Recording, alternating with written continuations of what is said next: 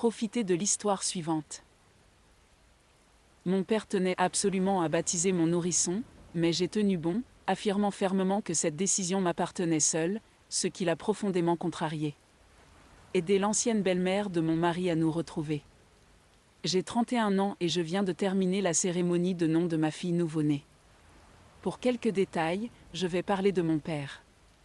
Mon père a quitté ma mère plus de 3 fois, il m'a laissé, ainsi que ma mère, quand j'étais en 2e année de collège. J'ai travaillé dur pour obtenir de bonnes notes, décrocher un bon emploi et gagner suffisamment d'argent pour soutenir ma mère. Finalement, j'ai été embauchée dans une bonne entreprise, occupant un poste élevé avec un bon salaire. Lorsque mon mari, 31 ans, est venu demander ma main, un mariage arrangé, j'ai découvert qu'il venait d'une famille aisée. Son père et son demi-frère aîné sont des PDG d'entreprise, sa sœur aînée biologique est avocate, sa belle-mère aimante et une demi-sœur adolescente qui est également PDG de sa propre entreprise. Ma mère hésitait à accepter la proposition, mais ma belle-mère a dit qu'elle m'aimait et voulait être fiancée à mon mari.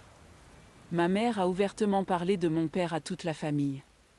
Malgré cela, ils ont accepté la proposition et 1 semaine plus tard, j'étais fiancée.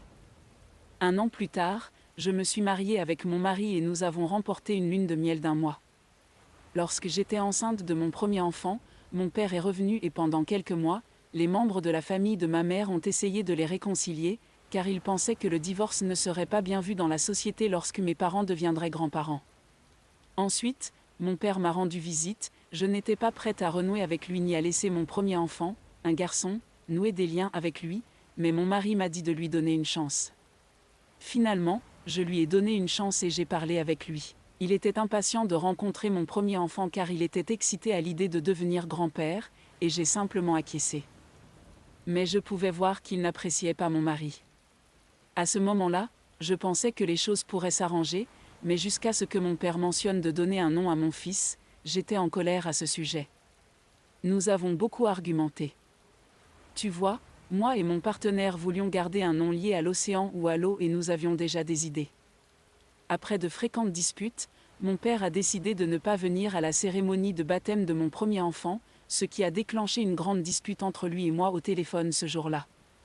Il a dit que s'il ne pouvait pas donner un nom à mon fils, il ne viendrait pas non plus à la cérémonie. J'étais furieuse, j'ai donc raccroché et j'ai agi normalement en donnant à mon fils le nom que moi et mon partenaire souhaitions. Maintenant, quand j'étais enceinte de ma fille, mon père a exigé de choisir le nom pour mon 2e enfant, mais ma mère lui a immédiatement dit que c'était notre choix. Aujourd'hui, lors de la cérémonie où mon père était présent cette fois, il a annoncé un nom de son choix au lieu du nom que nous avions choisi. J'étais furieuse et après la cérémonie, quand tous les invités sont partis, je l'ai fait venir dans ma chambre et je lui ai crié dessus pour avoir choisi un nom qui n'était pas celui que nous avions gardé. Mon père m'a dit que j'étais égoïste de garder le nom de notre choix plutôt que celui qu'il avait suggéré. Évidemment, le nom était laid et je ne veux pas que mon enfant soit victime de harcèlement à l'école à cause de son nom, alors je lui ai juste demandé de sortir de la pièce, suis allée dans ma chambre et ai commencé à réfléchir si j'avais raison. Alors Reddit, que pensez? Ai-je tort de garder un nom de mon choix et celui de mon mari? Est-ce que je réagis exagérément à la réponse de mon père? J'aurais besoin de conseils. Merci. Commentaire. OOP répond aux commentaires sur les traditions familiales ou la culture. OOP, dans notre culture, les grands-parents ont le droit de donner un nom à leur petit enfant en tenant compte de ceux des parents, et tous les aînés ont le droit de proposer des noms pour le bébé. Ce que j'essaie de dire, c'est que mon père a choisi un nom sans signification et que si je gardais ce nom, mon fils ou ma fille serait constamment harcelé à l'école. Je ne voulais donc pas garder le nom qu'il proposait, est-ce clair? En fait, nous avons aussi une tradition familiale où nous pouvons garder le nom de mon grand-père ou de mon arrière-grand-mère ou un nom de notre choix. Nous ne sommes pas si traditionnalistes mais ce que j'essaie de dire ici, c'est que mon père m'abandonne constamment et ne montre aucun soutien quand il s'agit des décisions importantes de ma vie. Et maintenant, après tout ce qu'il a fait, il veut donner un nom à mon 2e enfant selon sa suggestion. Permettez-moi de vous dire que le nom qu'il a proposé n'a aucune signification dans notre langue maternelle et inclut aussi le nom de sa mère qui n'a évidemment aucun lien et je ne veux pas que mon enfant subisse des moqueries constantes à cause de son nom à l'avenir. Maudite date 18. Dites à votre père qu'il est délirant de penser qu'il a le droit de donner un nom à votre enfant et que vous pensez qu'il devrait consulter un médecin, puis bloquez-le et ignorez ses caprices. Soit il grandit et réalise à quel point son avis est insignifiant et s'excuse, soit il continue à rester en dehors de votre vie. OOP, j'aimerais pouvoir couper les ponts avec mon père, mais les membres de la famille du côté de ma mère disent que je devrais garder le contact avec lui car il est maintenant grand-père et que je devrais rester en lien avec lui.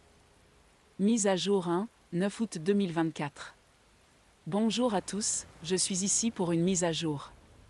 Certains d'entre vous m'ont donné des conseils, merci beaucoup. Cela m'a fait sentir que j'ai bien fait, merci pour tous les commentaires. J'ai essayé de vous répondre à tous mais je n'ai pas pu car j'étais occupé avec le directeur de la salle de cérémonie pour régler le reste du montant. Ainsi, cet après-midi, mon père et ma mère sont partis chez eux. Et mon mari était un peu fâché pour quelque chose. Quand je lui ai demandé, il m'a dit que mon père l'avait appelé pour parler en privé, et à son arrivée, mon père a exigé de changer le nom de notre fille, mais mon mari a refusé en disant que c'était notre choix de conserver le prénom et qu'après ce qu'il nous avait fait, à ma mère et à moi, il n'avait pas le droit de choisir le nom de notre bébé. Pour quelques détails, à l'époque où ma mère était enceinte de moi, mon père refusait d'accompagner aux examens médicaux et ma mère le suppliait de déménager dans un endroit proche de son travail, mais mon père refusait de le faire. Mon chapeau et ma mère ont quitté leur travail car elles ne pouvaient pas supporter le stress du travail pendant sa grossesse, et la tante de mon père a demandé grossièrement à ma mère pourquoi diable elle avait quitté son travail. Lorsqu'elle a expliqué la raison à la tante de mon père, celle-ci lui a immédiatement proposé de rejoindre son entreprise, mais ma mère a refusé et a préféré emballer ses affaires pour rester chez mes grands-parents maternels.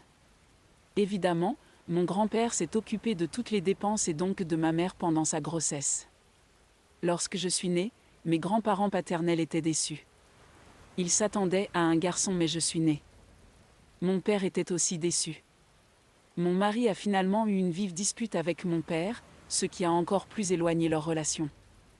Je suis également déçue par le comportement de mon père envers mon mari. Plus tard, quelques heures après, j'ai reçu un SMS de mes grands-parents paternels et de mon père disant qu'ils étaient déçus de ne pas avoir pu choisir le prénom de ma fille, mais je ne leur ai pas répondu et j'ai juste ignoré le message. Pendant ce temps, mon fils organise une fête de thé et une fête de bienvenue pour ma fille avec ses jouets et nous a invités, mon mari, les frères et sœurs de mon mari et ses grands-parents. Il passe un bon moment, s'amuse et divertit sa petite sœur avec les jouets qu'il a. Je ne sais pas si je donnerai des nouvelles plus tard, mais si quelque chose se passe, je vous tiendrai certainement au courant. En ce qui concerne les conseils d'OOP pour conseiller à sa mère de divorcer de son père et de ne pas écouter les membres de la famille qui lui disent de rester avec son mari, selon ce que je sais, ma mère est une femme forte et une parent inspirant pour moi. Elle a travaillé si dur, elle aurait déjà divorcé depuis longtemps mais les membres de sa famille du côté de ma mère pensaient que c'était une mauvaise idée et que cela affecterait la relation entre elle et moi. Ma mère aurait déjà divorcé depuis longtemps mais les membres de la famille du côté de ma mère pensent que cela affecterait la relation et la communication entre mon père et moi et qu'un divorce n'est pas une solution selon eux. Mise à jour 2, le 10 août 2024. Ce sera un long message. Donc bonjour à tous. Merci pour vos conseils et beaucoup d'entre vous m'ont conseillé de couper les liens avec mon père et ses parents. Je n'ai pas pu répondre à tous parce que j'étais occupée à m'éloigner de mon téléphone pour me détendre, garder l'esprit frais et sortir de cette situation. Avant de donner des nouvelles, je tiens à préciser quelque chose. Beaucoup ont qualifié les proches du côté maternel de ma mère de plusieurs noms avec lesquels je ne suis pas d'accord, car depuis le jour où mon père m'a abandonné, ils nous ont aidés financièrement et en termes de soutien. Lorsque mon père a voulu se réconcilier avec moi et ma mère, beaucoup de proches de ma mère ont eu des arguments à ce sujet et ont dit à ma mère de divorcer, mais nos aînés ont dit que le problème était le manque de communication et ont demandé à ma mère de se réconcilier avec mon père. Ma mère a refusé, mais pour moi et ses petits-enfants, elle s'est réconciliée. J'ai pris la décision de couper les liens avec mon père. Et s'il vous plaît, ne critiquez pas les proches de ma mère car ils nous ont beaucoup soutenus. C'est ma gentille demande. Ce matin, je me suis réveillée très tard et ma belle-mère m'a demandé si j'allais bien. Je lui ai dit que j'étais très stressée et que j'avais beaucoup de douleurs après l'accouchement. Elle m'a dit qu'elle préparerait de la nourriture et des médicaments et m'a fait un câlin chaleureux en me disant d'aller me rafraîchir. En me rafraîchissant, j'ai vu mon fils de 3 ans assis et endormi. Quand il m'a vu, il s'est immédiatement levé en courant, ce qui aurait pu le faire tomber, mais je l'ai rattrapé. Il m'a serré fort dans ses bras et n'a pas voulu me lâcher. Il a pris son petit déjeuner avec moi. Avant de couper les liens avec mon père, j'ai dû discuter avec ma belle-mère, beau-père, mon mari pour prendre cette décision. Ma belle-mère était d'accord, mais elle a dit que les enfants devaient connaître leur grand-père maternel et pour le bien des enfants, je devrais maintenir des contacts limités. Mais je lui ai dit que si je lui maintenais des contacts limités, il risquerait de détériorer sa relation avec nous tous et elle a été d'accord. Beau-père a dit que c'était à moi de décider, et mon mari était aussi d'accord. J'ai annoncé ma décision aux deux familles. Un côté de ma famille a un groupe séparé, j'ai donné une description détaillée uniquement à la famille de mon père. Le groupe de la famille de ma mère était au courant des difficultés que nous avons traversées. Certains membres de la famille du côté de mon père m'ont appelé et ont demandé une explication pour couper les ponts avec mon père, je leur ai raconté ce qu'il avait fait au cours des 20 dernières années de ma vie.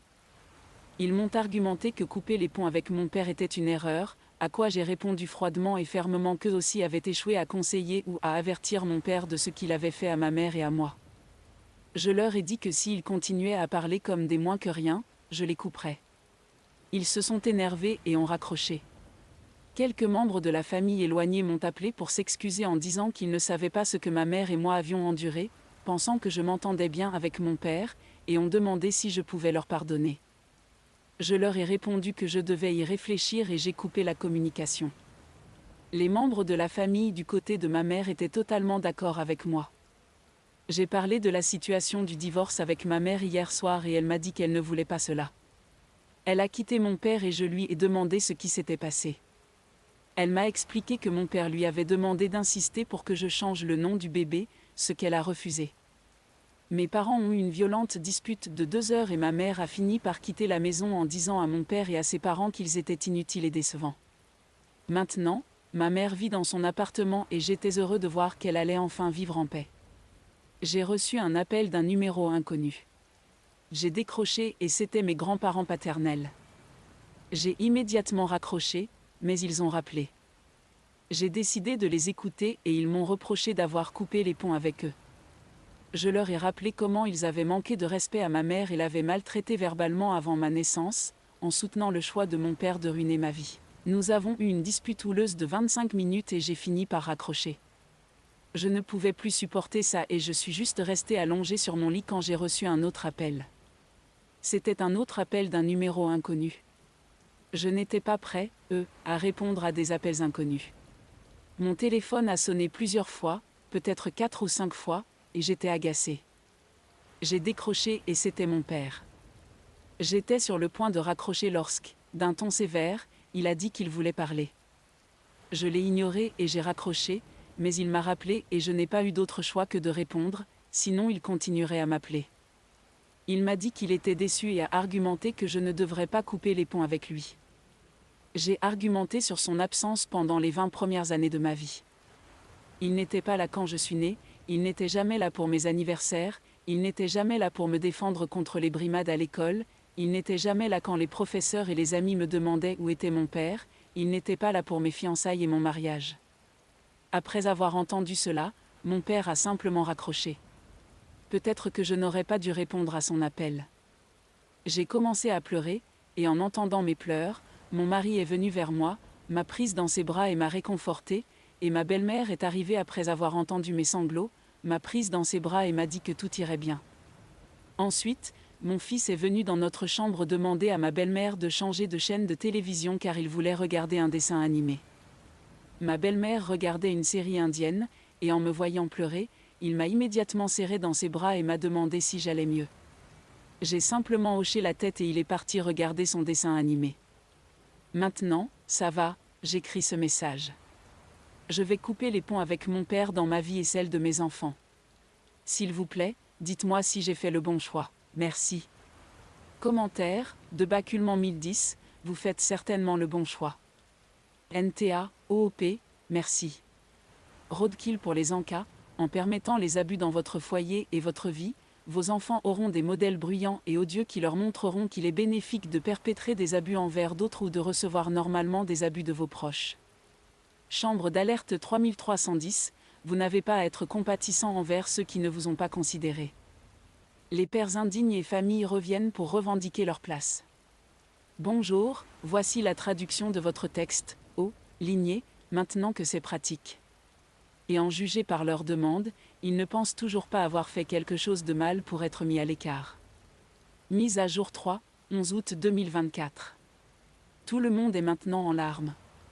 Je pensais que ce serait la fin si je coupais les ponts avec mon père, mais il a provoqué un grand désordre.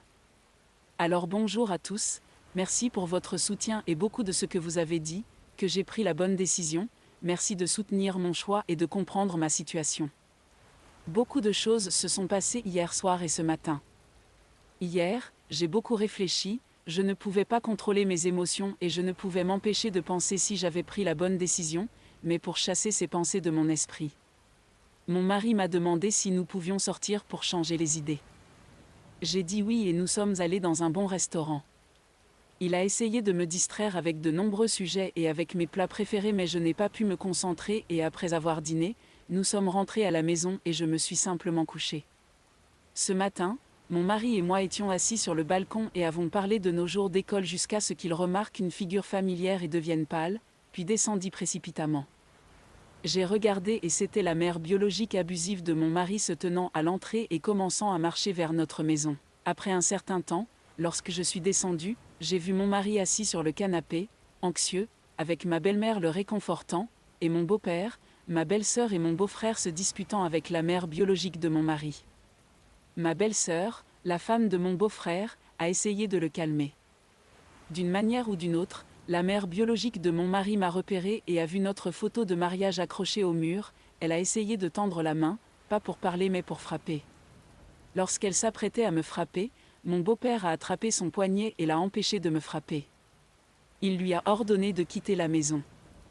Elle a demandé des explications à mon mari et la dispute a continué. Mon mari m'a pris par le poignet et m'a emmené dans notre chambre tandis qu'il sanglotait.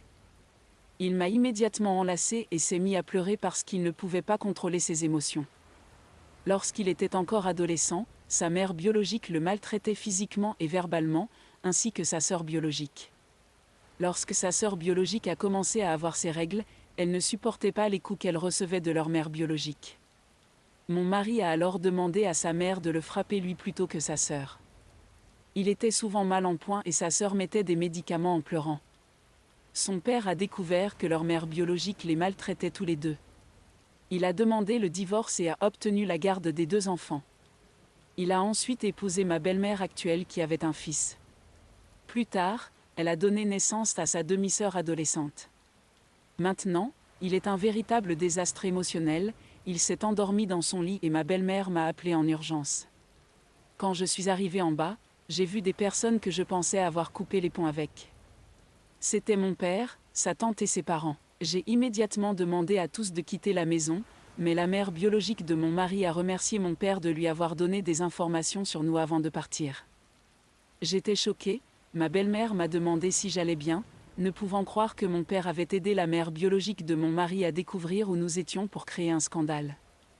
J'ai hurlé à nouveau à mon père de partir, mais sa tante a essayé d'expliquer que c'était une erreur et que nous devrions en discuter. Ma belle-mère les a alors exigés de quitter la maison, menaçant d'une ordonnance restrictive s'ils tentaient de revenir nous rendre visite. Après de nombreux cris, mon fils est descendu en pleurant et m'a appelé. Je l'ai pris dans mes bras et mon père a tenté de l'approcher. Mon fils a crié aussi fort qu'il le pouvait pour que mon père n'essaie pas de le lui enlever. Je l'ai rapidement emmené dans sa chambre, l'ai apaisé et l'ai couché, avant de rester là, perdu dans mes pensées. Plus tard, ma belle-mère est venue demander des nouvelles et j'ai dit que tout allait bien, lui demandant de se reposer un peu. Je ne sais pas si mon père voulait vraiment créer ce chaos et nous plonger tous dans la détresse. À un moment donné, j'ai eu peur pour la sécurité et la vie de mes enfants s'ils continuaient à avoir une relation avec leur grand-père. Je ne sais pas quoi faire maintenant. Tout ce que je veux, c'est la paix. S'il vous plaît les gars, donnez-moi des conseils, je suis actuellement un désastre en pleurs pendant que j'écris ce message. L'atmosphère ici est juste morose et triste. Je ne supporte pas ce stress. Commentaire, est-il possible pour OOP d'obtenir une ordonnance restrictive contre son père et la mère biologique de son mari avec l'aide de Syl qui est avocat ? OOP, nous venons d'en parler mais elle a dit qu'il y a peu de chances d'obtenir l'ordonnance restrictive car nous n'avons pas de preuves contre mon père et sa mère biologique. Donc nous envisageons de déménager dans un autre état et de changer nos numéros. Mise à jour du 4 août 2024. Salut tout le monde, comment allez-vous tous? Je suis là pour une mise à jour. Nous avons déménagé et mon beau-père a dit qu'il ne veut pas obtenir l'ordonnance restrictive et il a déjà trouvé un logement dans un autre état et changé nos numéros de téléphone. J'ai seulement donné mon numéro de téléphone à ma mère et maintenant nous nous sommes installés dans cet état. Les voisins ici sont amicaux et après mon mari, qui a eu une réaction traumatique, a immédiatement consulté un thérapeute et a commencé sa thérapie. Les gars, merci pour votre soutien, j'ai aussi commencé une thérapie. Je suis désolée de ne pas pouvoir ajouter plus de choses qui se sont passées mais c'était à beau-père de ne pas révéler beaucoup de choses qui se sont produites jusqu'à maintenant. Je suis tellement reconnaissante à vous tous.